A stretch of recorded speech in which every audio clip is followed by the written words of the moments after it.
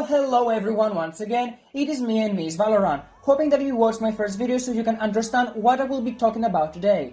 If you haven't seen it yet, you can do so. I mean, after all, it is essential for you to understand. To me, it makes no difference really, plus I can explain everything to my friends face to face if needed. So now that this is out of the way, in this particular channel where, as I have explained, I'm a board game artist, presenting to you a concept for League of Legends board game, I'm going to talk to you today about, you probably guessed it from the title of the video, cards. Yes, we actually have explained a little bit in the introduction part 1, however I didn't get into detail because I had to cover many things. However, in this video I will analyze thoroughly the function of the cards and let's hop right into it. So there are actually 8 decks of cards, the simplest one amongst them being the Golden Orb cards used during the Orb event. Each of them is usually called a Golden Orb Pass and it is useful for this particular sudden death event to give you 1 extra energy point, at the same time can be used as interruption when activated.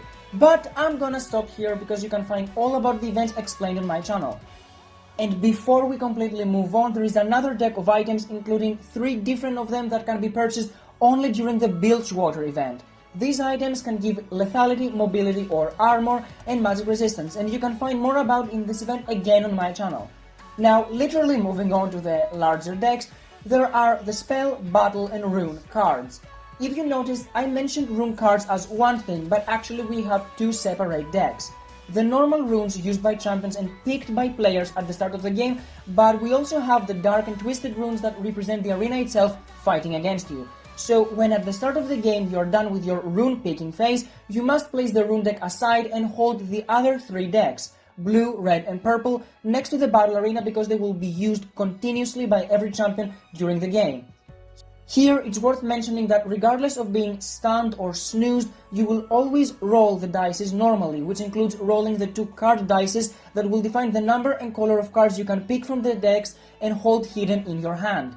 The number of cards you hold, of course, cannot be more than 3, and remember that the purple cards cannot be held in your hand. After the dice shows a purple side, you must open the purple card in front of everyone to see the distraction brought, and mind that when a monster like dragon has appeared, a monster like baron cannot take its place until the dragon has been slayed, so just discard baron if you already have a summoned dragon, and vice versa.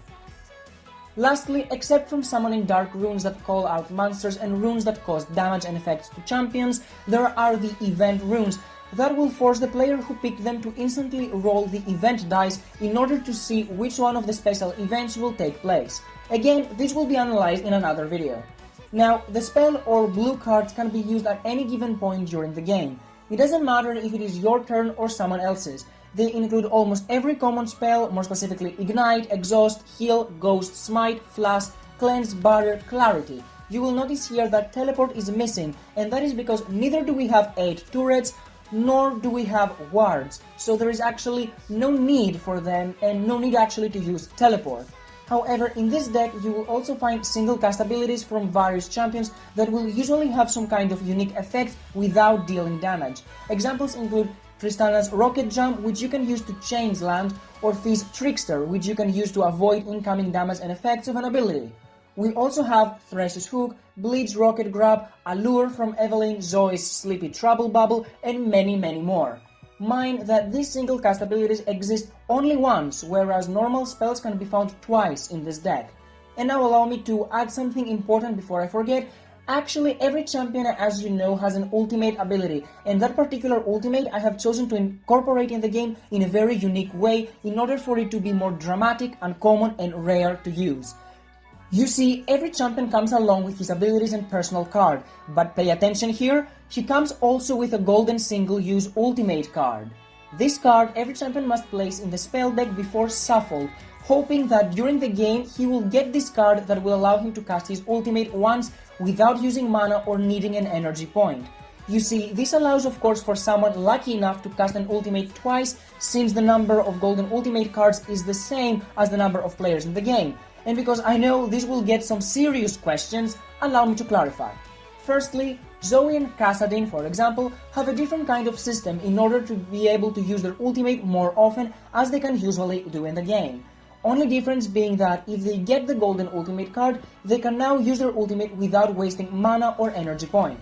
Also, Silas can indeed steal an enemy's ultimate when he gets the golden card, and additionally, champions that have transformations like Elise, Nidalee have their ultimates altered and merged with a passive in order to function as they would in the game.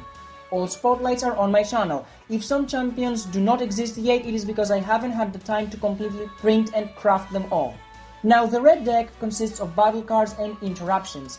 Battle cards are actually items that exist in the game, like Rabadon's Death Cap or Essan's River, but here they can be used only once in the player's turn to enhance an ability, add special effects, or empower a basic attack. Of course, there are items that will add magic damage even if the player deals solely physical. This means you can easily discard them, which is not bad, since you can only hold up to 3 cards at all times. Now, on the other side of the spectrum, interruption cards are extremely useful. An interruption card can be used to generally interrupt another player's turn, allowing for the user of the card to cast a single ability, basic attack, or even absorb the damage from an incoming skill shot on an ally's behalf, if you're standing in the same area. Remember here that interruption will not allow you to change land, and after 2 or multiple interruption cards fall one on top of the other, the last one that was played goes first, and so on. Here it's worth mentioning that particular single-use items in this deck, like Surelia's Reverie or Zonia's Hourglass, have what we call spell-like use, which means their effects can be used like a spell at any given time. And also that since using single-cast items when it is your turn to play won't consume energy point, yes, you can actually use as many single-use items as you want when you cast an interruption card. Let me make a pause here to remind you that spell and battle cards must be held on hand secret from every enemy player, but allies can see them. However, usually part of the rules is that trading cards with your allies during the game is forbidden. Also, among the battle cards, single cast items like Guardian Angel that are known as shielding items because they absorb damage will actually be casted on your turn and must remain in front of the champion who used them until consumed as effect. So, if no one attacks you, they will stay guarding you for the rest of the game, and mind here that after being casted, they no more count as one of the 3 cards held in your hand. Now here we have essentially finished explaining, however there are some things that must be mentioned. Firstly, we have 2 more decks of cards, the items that are analyzed in a separate video and the effects.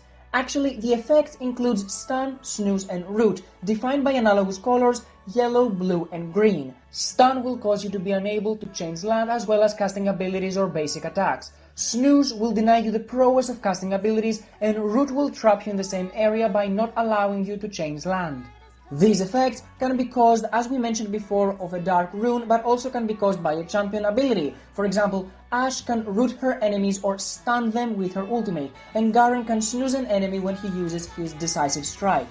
And because I know you will have this question, champions that can essentially make airborne their enemies have this information written in light blue color, so they can inform an ally Yasuo all the times he can use ultimate. Of course, when it comes generally to champion abilities, which are also presented in cards, it is important to know that always every champion has 3 abilities, one of which is the ultimate, and also a number of passives that varies depending on the champion. For instance, Garen has 5 passives, whereas Sivir has only 2 passives, but functions the same way, if not better. And no need to worry, I have cared about every individual champion, lore, storyline, place in Runeterra, so in the passives, apart from those working to serve the actual game purpose, there are also passives that will enhance your champion with new effects depending on the area, event, or enemies and allies he has in the game. For example, Ashe deals only true damage fighting against Sezuani or Lissandra. Leona gains a shield when she enters Mountain Targon area. Sivir has the chance to be revived when she's allied with Azir, champions from the Shadow Isles won't take damage during the Harrowing event, and many more passives that bring the game as well as Runeterra itself to life. Every spotlight you can find on my channel, along with tricks to using their abilities and combining them with interruption cards. Feel free to ask questions and I will try to answer as many of them in a future video. For now, I'd like to thank you all for attending this video and feel free to explore my channel, subscribe, comment and like. For more information, my email and Instagram will be on the description. I love to hear your comment every single time and I wish you have a nice day. From board game craftsman Valoran Vanghoul, see you in the next video! This world